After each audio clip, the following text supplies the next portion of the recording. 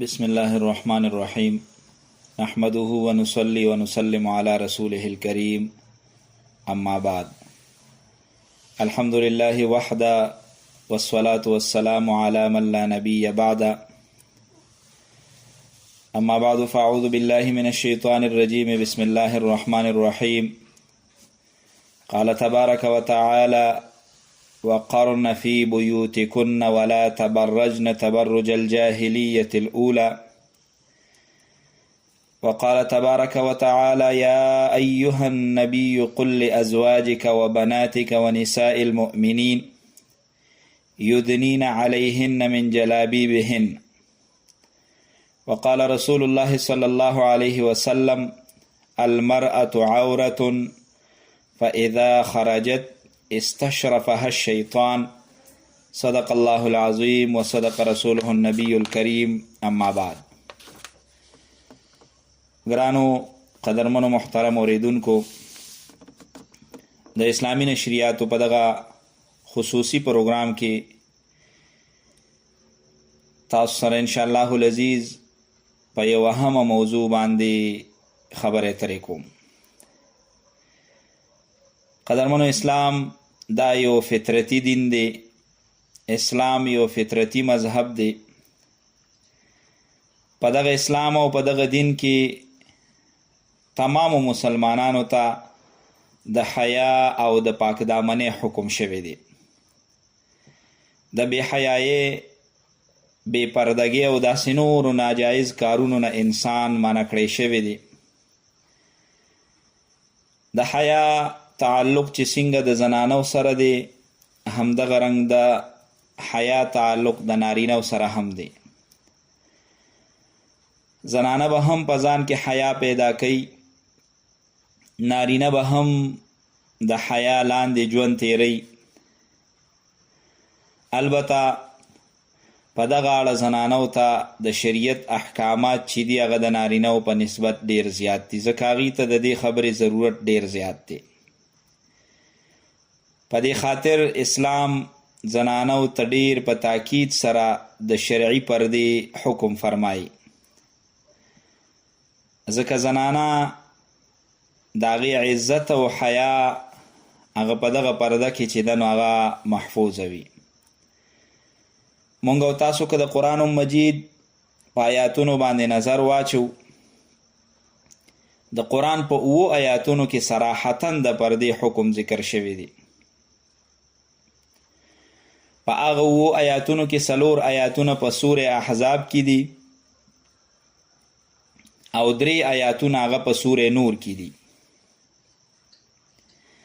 همدغه شان د رسول الله صلی الله علیه وسلم په احادیثو که مونږ او تاسو نظر واچو،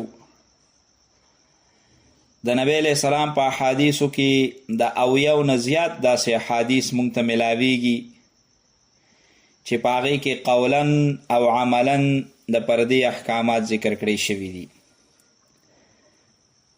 د سوره احزاب د 53 نمبر آیات په تشریح کې حضرت مولانا مفتی شفیع رحمت الله علیه په خپل تفسیر معارف القرآن کې د دغه خبرې تذکره فرمایلی ده. قدرمنو، نن په دغه پروګرام کې به انشاءالله العزیز د پردې په اړه تاسو سره خبرې اترې کوم. مختلف د پردې په اړخونو به انشاءالله العزیز تر څومره چې کیږي نو پروګرامونه به وړاندې بوځو. انشاءالله پروګرامونه به اورو، په دې به عمل کوو، د شریعت د قانون لاندې د ژوند تیرولو به کوشش کوو. محترمو، د زنانو دپاره پرده چې ده نو دا ضروري ده. په قرآن او حدیث کې چې د پردې ذکر راځي، د هغې دپاره یو لفظ راځي، هغې ته حجاب وایي. اوس حجاب څه ته وایي؟ د حجاب لغوي معنی ده منع کول او پټول. همدغه شان کوم څیز چې د یو 2 څیزونو په منځ کې حایل شي، پرده شي، هغې ته حجاب وایي. لکه 2 څیزونه دي او منځ کې پکې یو بل څیز راغی چې دا دواړه د یو بل نه پناه کړل، دغه منځ کې راتلونکي څیز ته حجاب وایي. علما کرامو د حجاب د اصطلاحي معنا ډیر زیات وضاحت کړی دی، ډیر تفصیلی ذکر کړی دی، خو زه تاسو ته د هغې خلاصه بیانوم. علما فرمایي حجاب او پردې نه مراد هغه پرده او حایل دی چې د هغې په وجه د ښځې ټول بدن مخ د غیر محرمو سړو نه پټ وي. د دې په وجه عام نور خلق د دې بدن نشي لیدلی، دې ته حجاب وایي. چونکې په شرعي حجاب کې هم زنانه د نورو خلکو د غلطو نظرونو نه محفوظ وي، نو ځکه ورته حجاب وایي. حجاب معنا ما تاسو ته وکړه چې منع کول او پټول. چونکې دا پرده د نارینهو د بدو نظرونو او د زنانو د بدن په منځ کې یو حایل وي، نو په دې بنیاد چونکې د دې سره د نارینهو نظرونه چې دي هغه منع کیږي او پټیږي، بندیږي، ځکه دې ته حجاب وایي. د زنانو دپاره د غیر محرمو یعنی پردو سړو نه پرده کول دا فرض دی. مختلف کتابونه په دې اړه باندې صراحت سره خبرې لیکلي دي چې یاره پرده چې ده دا د زنانو دپاره دا فرض ده. د قرآن مجید د آیاتونو نه صریح دا خبره واضحه کیږي. د قرآن مجید نه علاوه د رسول الله صلی الله علیه وسلم د صریح احادیثو نه، د هغې نه علاوه اجماع د امت نه او د قیاس څومره شرعي دلایل چې دي ادله اربعه د ټولو نه د پردې د فرضیت ثبوت راغلی دی. کم خلک که د دې نه انکار کوي، د پردې د لزوم نه انکار کوي او دا وایي چې یاره دا د ښځې خپله خوښه ده که پرده کوي او که نه کوي، نو داسې کس د دین د یو قطعي حکم نه انکار کوي، لکه یو سړی چې د مانځه نه انکار کوي، د روجې نه انکار کوي، د حج نه او زکات نه انکار کوي. نو څرنګه چې د هغه خلکو احکامات دي نقصانی څیز دی، نو دغه شان چې د پردې نه کم انکار کوي هغه انسان هم یو ډېر لوی نقصان اوچتوي. قدرمنو، پرده فطرتي طور هم ښه ګڼلی شي ځکه په دې کې د زنانه حفاظت دی، او په شرعي توګه هم پرده چې دا د زنانو دپاره یو لازمي څیز دی. او دا صرف زمونږ او ستاسو د امت محمدیه صلی الله علیه وسلم دپاره نه ده، بلکې د رسول الله صلی الله علیه وسلم د زمانې نه وړاندې د نورو انبیای کرامو په امت کې هم دا څیز ښه ګڼلی کېده. حضرت آدم علیه السلام نه واخله تر د رسول الله صلی الله علیه وسلم پورې ټولو پیغمبرانو او د هرې زمانې ټولو شریفو خلکو پرده خوښه کړې ده. هیچا هم بې پردګي نه ده کړې او د ښځو د سړو اختلاط چا نه دی خوښ کړي. فطرتي طور هم دا څیز ښه نه لګي. بیا خاص کر د عورت پټول دا خو د انسان د پیدایش سره لازم کړی شوي دي چې انسان پیدا شو د عورت پټ ساتل دا د انسان د پیدایش سره لازم کړی شوي دي. قرآن مجید راواخلی سوره اعراف کې د حضرت آدم علیه السلام او د حضرت بیبي حوا رضی الله تعالی عنها پیدایش چې کله وشو، سوره اعراف کې د دې خبرې تذکره شته دی. رب العالمین پیدا کړل، د جنت د هر یو سیز د هر یو نعمت د خوراک اجازت یې ورکه، خو د یوې اونې نه د خوړلو نه دی منع کړل. خو چې بیا کله حضرت آدم علیه السلام د شیطان د وسوسې د وجې نه دغه وخوړه، نو د دې دواړو مبارکو حضرت آدم علیه السلام او حضرت بیبي حوا رضی الله تعالی عنها د دې دواړو عورت ښکاره شو. اگر چې دغه وخت کې قدرمنو دی سره خوا کې نور څوک هم نه او دی ته د پردې حکم هم نو، خو بیا هم په دغه حالت کې دی خپل عورت ښکارا پاتې کېدل نه خوښول او د جنت د ونو پاڼې یې راوشکولې او خپل عورتونه یې پې پټ کړل. رب العالمین د دغې په اړه فرمایي فلما ذاق الشجرة بدت لهما سوآتهما. کله چې دی دغه ونه وخوړه او د دې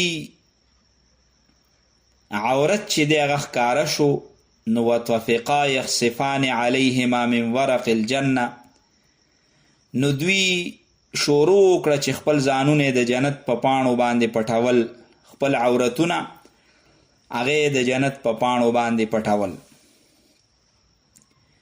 قدرمنو، قرآن مجید کې د نورو انبیاء کرامو تذکرې هم موجود دي. سوره قصص د حضرت شعیب علیه السلام د لوریانو د حیا او د پردې تذکره کوي. کله چې حضرت موسی علیه السلام مدین ته تشریف یوړ او هلته په یو کوی باندې خلک ولیدل چې هغې خپلو څاروو له اوبه ورکوي، اوبه راوباسي او خپلو څاروو له ورکوي او ځان سره موړي. نو بل اړخ ته یو طرف ته یو دوه زنانه ولیدي چې هغې خپلې چیلې لاس کې نیولې دي او د دې نورو سړو سره یو ځای خپلو چیلو له اوبه نه ورکوي، بلکې هغې یو طرف ته لاس کې نیولې دي او هغې یو طرف ته ولاړې دي.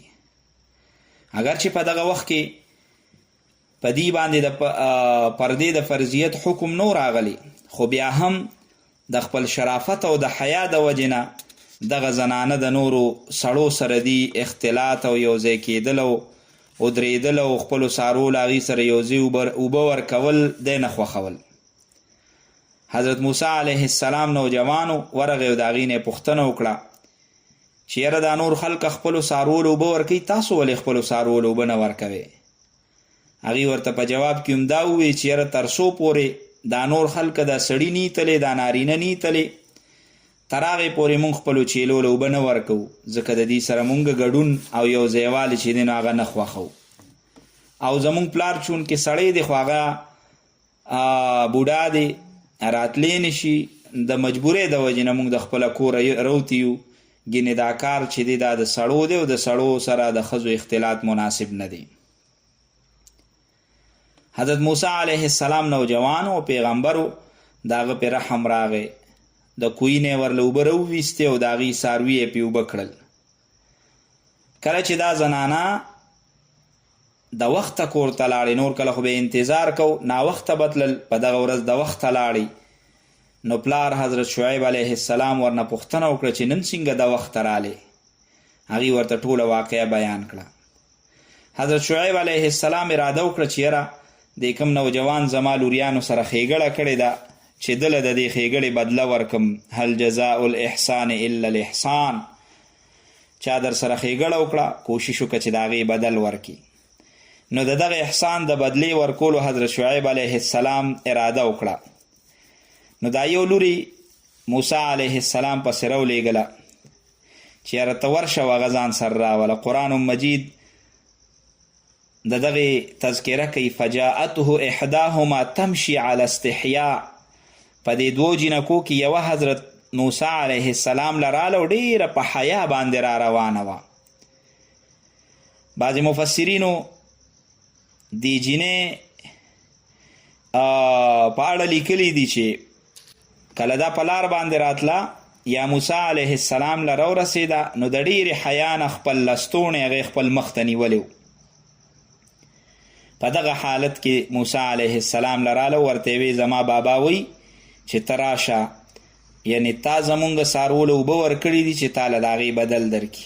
حضرت موسی علیه السلام چونکې دغلته مسافر او دا اوږده قصه ده چې د فرعونیانو د ظلم او زیاتي د وجې نه سفر یې وکړ او ډېر ستړی و، ډېر سفر یې کړی و. نو هغه هم ځان دپاره یو ټکانه کتله، نو خوشحاله شو او د دې بیبي سره لاړه، د حضرت شعیب علیه السلام په خدمت کې حاضر شو. مفسرینو لیکلي چې کله حضرت موسی علیه السلام د دې زنانه سره روان شو نو دې جینۍ ته یې وویل چې یاره ته ما نه وروسته راځه، زه تا نه مخکې ځم، ته ما پسې شاته راځه. او په اشاره باندې ما ته لار ښیه چې دې طرف ته توشه، داسې لاړ شه، داسې لاړ شه، خو ما نه مخکې مه ځه، ځکه زه نارینه یم او ته چې مخکې روان یې مناسب نه یي، ته ما پسې شاته راځه. د حضرت موسی علیه السلام مقصد دا و چې یاره دا پردی زنانه ده او په دې باندې زما نظر ونه لګي. حضرت شعیب علیه السلام بیا وروسته یوه لور حضرت موسی علیه السلام ته په نکاح ورکړه. به هر حال دا اوږده واقعه ده، مختصر ما تاسو ته پکې اړخونه راټول کړل. دې دپاره مې تاسو ته تذکره وکړه چې د پردې اهتمام په مخکینی امتونو کې مو د حضرت شعیب علیه السلام لوریانې د نورو خلکو نه یو اړخ ته ولاړې وې او ناستې وې چې کله نورو خلکو خپل څاروي به اوبه کول نو دوی دا نه خوښول چې هغې سره ګډ او یو ځای خپل څاروي اوبه کړي، نه، حیا وه پکې او د هغې سره خوا کې نه ودرېدل، یو طرف ته به ناست و. او دغه شان چې د حضرت موسی علیه السلام خوا ته راتلل نو مخ یې په لستوڼي باندې پټ کړی و چې یاره په ما باندې د چا نظر ونه لګي. او موسی علیه السلام هم د ځان نه رسته کړه چې یاره زما په دې نظر ونه لګي. په دې ټولو خبرو کې د حیا تذکره ده، د پردې تذکره ده، سره د دې چې هغې ته هغه وخت کې د دې احکامات نو راغلي. قدرمنو، بلکې زه به تاسو ته یو خبره وکړم، دا خو د انبیای کرامو تذکره وه. د اسلام نه وړاندې په عربو کې چې کوم شریفان خلک وو نو د هغې زنانه چې وي نو هغې به پرده خوښوله. د اسلام نه وړاندې د شریفو خلکو زنانه چې وه نو هغې به پردې خوښولې. قرآن مجید کې د جاهلیت اوله د بې پردګۍ کومه تذکره چې شوې ده نو هغه خلک وو چې رزیلان خلک وو، د هغې ښځو وینځو به پرده نه کوله او په هغې کې حیا نه وه. نور د عربو تاریخ وګورئ، په دې ګواه دی چې څومره شریفان خلک دي. اگر که هغه مسلمانان نه خو د هغې زنانو هېڅکله بې پردګي نه ده خوښه کړې، ځکه رب العالمین د زنانو په طبیعت کې فطرتاً حیا ایښلې ده. تاسو وګورئ معاشره کې په زنانو کې حیا وي، زنانه د نارینهو په شان یو بل ته مخې ته نه راځي، خبرې نشي کولی. دا په دې کې الله پاک فطرتاً عادتاً په دې کې حیا ایښستې ده. کله نه چې د انسان د پیدایش سلسله شروع شوې ده نو هره زنانه فطرتاً بې پردګي نه خوښوي. البته بعضې زنانه د غلط ماحول ښکار شي او د هغې د وجې نه هغه زنانه چې دي نو هغه بې حیایي او بې پردګۍ سره ژوند تیروي، دا د دې د غلط ماحول اثر وي. ګینې عام طور که تاسو وګورئ نو څومره زنانه چې دي نو د هغې په فطرت کې حیا پرته وي، د هغې په فطرت کې شرم پروت وي، شرمېږي. قدرمنو، هندوان چې دي که نه او دغه شان نور شرکي مذاهب چې دي په هغې کې هم چې څومره زنانه دي نو هغې د سړو سره اختلاط نه خوښوي، د هغې زنانه بې پردګي او بې حیایي نه خوښوي. دا بې حیایي، فحاشي او بې پردګي چې ده دا صرف په یورپي قومونو کې پیدا شوې ده او دا د هغې ایجاد دی، هغې پیداوار دی، په قلار قلار لګیا ده، دا په نورو قومونو کې خورېږي، تر دې چې زمونږ اسلامی معاشرې ته هم د هغې غلط اثر چې دی را رسېدلی دی. او بیا مونږ پښتانه خلک یو، پښتنو کې خو د عامو خلکو په نسبت حیا او پرده ډېره زیاته وي، خو د بده مرغه زمونږ په دغه پښتنو کې هم دغه بې حیایي او بې پردګي چې ده نو هغه رو په رو باندې زیاتیږي. قدرمنو، د پردې حکم مسلمانانو ته نازل شو. د پردې د حکم د نزول نه وړاندې هم تاریخ هم ګواه دي، کتابونو لیکلي چې پس زنانو کې حیام و او پردم و. د پردې حکم اول د ام المؤمنین حضرت زینب بنت جحش رضی الله تعالی عنها د نکاح په وخت کې نازل شوی، خو د دې د نزول نه مخکې هم حضرت زینب بنت جحش رضی الله تعالی عنها هغه په پرده کې ناسته وه. مسلم شریف او دغه شان د ترمذي شریف روایت دی، ورسول الله صلی الله علیه وسلم جالس وزوجته مولیة وجهها الى الحائط. رسول الله صلی الله علیه وسلم تشریف فرماو ناستو او د دې بیبي حضرت زینب بنت جحش رضی الله تعالی عنها چې واغې یو دیوال ته مخ کړي په پرده کې ناسته وه. تر دغه دمه لا د پردې حکم راغلیم نو او دا بیبي چې نبی علیه السلام سره ناسته وه نو د دې مخ دیوال طرف ته و. دا هغه حیا او پرده ده د کومې چې شریعت زنانو ته حکم فرمایلی دی. قدرمنو دا کوم قسم پرده چې په موږ او تاسو باندې لازم د شریعت لازم کړې ده، دا خاص قسمه پرده چې زنانه دی په کور کې په چار دیوالۍ کې پاتې کیږي، بلا د ضرورت دی هغه د کور نه بهر نه وځي، یا د ضرورت په بنا باندې که د کور نه بهر وځي نو خپل بدن به پټ ساتي. دا حکم دا د حضرت زینب بنت جحش رضی الله تعالی عنها د نکاح په وخت کې نازل شو. اوس د دې نکاح کله شوې ده نو په دې اړه د علماو په منځ کې اختلاف دی او دوه اقوال راغلي دي. بعض علما فرمایي چې دا نکاح د هجرت په 2م کال باندې شوی وه، نو د پردې حکم دا د هجرت په 2م کال باندې راغی. بعض علما فرمایي چې دا نکاح په 5م کال د هجرت باندې شوی وه، نو دې نه معلومیږي چې د هجرت په 5م کال باندې مونږ ته د پردې دا حکم راغلی دی. حافظ ابن کثیر رحمت الله علیه دا 5م کال والا خبره چې دن دا غوره کړې ده چې یاره واقعي د پردې حکم چې راغلی نو هغه د هجرت په 5م کال باندې راغلی و. حضرت انس رضی الله تعالی عنه دغه شان ام المؤمنین حضرت سیده عائشه صدیقه رضی الله تعالی عنها د روایاتو نه هم دا معلومیږي چې د پردې حکم دا د هجرت په 5م کال باندې نازل شوی. قدرمنو که په هر کال نازل شوي خو د پردې حکم راغلی دی، تاریخ نه به هم ځان خبرو چې نبی علیه السلام مدینې منورې ته هجرت وکړو، د هجرت په 5م کال باندې د پردې حکم راغلی دی. خو مونږ ته د پردې حکم شوی دی نو مونږ به خامخا د پردې خیال ساتو. اوس دا خبره یاد ساتئ چې کومه مسلمانه زنانه چې هغه عاقله ده، بالغه ده یا بلوغ طرف ته نږدې ده، که دا ځوانه وي که زړه وي، د دې دپاره د پردو سړو نه د پردې کولو حکم دی. او بیا د پردې کولو 3 درجې دي، یو اعلی درجه ده، یو اوسط درجه ده او یو ادنا درجه ده. اعلی درجه دا ده چې زنانه په خپل کور کې اوسیږي، بغیر ضرورت نه هغه بهر نه وځي، د دې په کپړو باندې هم د چا نظر نه پریوزي. دا د پردې اعلی درجه ده او مقصود د پردې نه هم دغه ده چې زنانه دې د کوره نه وځي چې د دې په کپړو هم د چا نظر نشي. پاتې خو د دې اندامونه دي، مخ دی، لاسونه دي، سترګې دي، خپې دي، نه، زنانه به داسې پرده کوي چې د دې د بدن کپړې هم څوک صحیح نه کړي. دا اعلی درجه د پردې ده.